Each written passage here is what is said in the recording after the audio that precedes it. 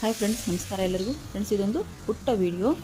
ಇದು ನೋಡಿರಿ, ಇಲ್ಲ ಮಂಗ ಕುಂತೈತಲ್ಲ, ಇದು ಪ್ರತಿ ಶನಿವಾರ ಬರುತ್ತೆ ಫ್ರೆಂಡ್ಸ್ ನಮ್ಮ ಬಾಗಿಲಿಗೆ. ಪ್ರತಿ ಶನಿವಾರ ಬಂದು ಒಂದು 10-15 ನಿಮಿಷ ಕೂತ್ಕೊಂಡು ತನ್ನ ಪಾಡಿಗೆ ತಾವು ಹೋಗುತ್ತೆ. ನಮ್ಮ ಮನೇಲಿ ಹಣ್ಣಿದ್ರೆ ನಾವು ಕೊಡ್ತೀವಿ, ಆದರೆ ನನಗೆ ಭಯ ಆಗುತ್ತೆ. ನಾವು ಒಬ್ಬಳೇ ಇದ್ದರೆ ಕದ ತೆಗಿಯಂಗಿಲ್ಲ, ಯಾಕಂದ್ರೆ ನನಗೆ ಹೆದರಿ ನಾ ಕದ ತೆಗೆದು ಹೋಗಂಗಿಲ್ಲ. ಇವತ್ತು ನಮ್ಮ ಮನೆಯವರು ಇವತ್ತಿನ ದಿನ ಬಂತದ್ದು ಈಗಾಗಲೇ ಒಂದು 5-6 ಸರ್ತಿ ಅದು ಬರೋಕ್ಕಂತು.